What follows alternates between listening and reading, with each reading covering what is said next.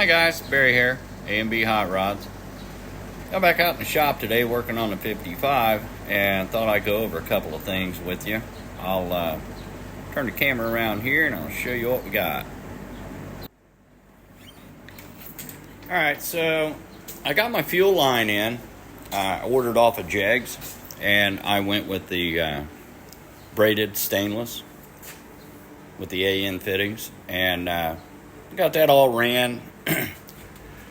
I ran it on the outside here. The reason I did that is the original fuel lines on a small block Chevy come up through here, and you're picking up a lot of heat from the block, and I didn't want to do that, so still got to make a bracket to go right here to hold my fuel line where I want it. But I thought I would cover a couple of things real quick on the Quadrajet. I still don't have my tool to adjust my air-fuel ratio. I had to order that. Back in the day, you know, they were a dime a dozen. I probably threw 20 of them away, but nobody stocks them anymore. So I'm back to eBay. So let me get in here. This is the beauty of a tilt front end. I am sitting on my passenger side front tire right now, and it's awesome.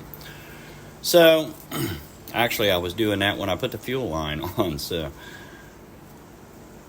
people get confused between manifold vacuum and ported vacuum.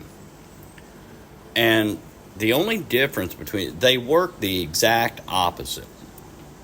So, manifold vacuum, when you give the car gas, will drop off.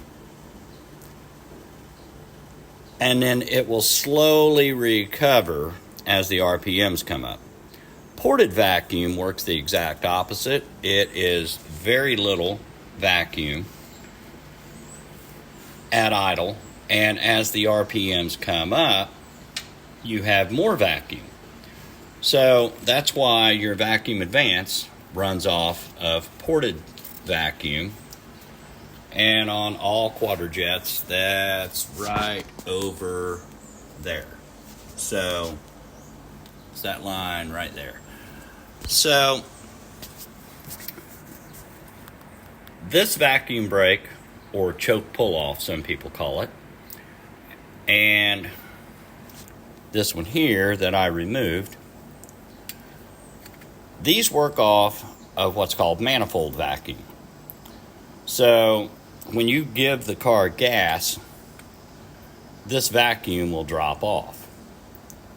And what that does, this one here, the sole purpose of this one is it's got two jobs actually. It prevents you from getting into the secondaries while your choke's on. This choke's got to be off before this will allow these secondaries to start coming on. The other thing it does is it slightly delays the opening of your secondary air valves. That's why the Quadrajet makes the noise that it does, the sound that you either love or you hate. You know, we've all heard it. So that's, back in my racing days, my street racing days, that's how, when I was racing a Chevy and I was running a Ford Torino, I would listen for that when the 4 barrels kicked in, and I knew when to get in mine. So that's the only difference, really, between ported and manifold vacuum. I was lucky enough on this one, and you can remove these if you're tuned right and you've got enough cam. What that allows me to do is get into the 4 barrels from a dead stop. Like if I started the car right now, I could go over there, I could hit the throttle, and these 4 barrels will kick right, they'll come wide open. And that's what I wanted. So this is an 800 CFM Quadrajet. And I can go over, if you guys want to know how to tell the difference between, there was either, they had 750s and then they had 800s. And there's a very easy way to tell the difference between the two. So if anybody wants to know that, I can cover that. That's not a problem. But yeah, it's running good. It sounds good. still waiting, like I said, on my tool to adjust my air-fuel mixture. She's running just a little bit lean at idle, so I want to jack that up a little bit. But I'm totally happy with the carburetor rebuild and the fuel line and everything. It came out really good. So yeah, I just wanted to cover that. And you know, there's a lot of things that you can do to these Quadrajets, just like these secondaries. See, like right now, that's wide open. Well, it is and it ain't. I can adjust that.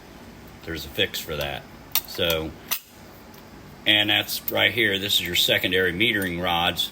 This arm right here, as you pull this up, it pulls those rods up higher and throws more fuel to it. So, like I said, I was lucky enough that I was able to do that, and the car just absolutely has no problem with it whatsoever. It will take the 4-barrel from a dead stop without an issue. You know, I could probably go maybe to an 850, I don't know, but I won't be doing that anytime soon. Eventually, I'm going to get all these random plug wires ran right. That was just to get the engine running. Was supposed to be temporary. It's been there for like over a year. So, yeah, just wanted to cover that. That's all I got. You guys stay safe. Have a good day.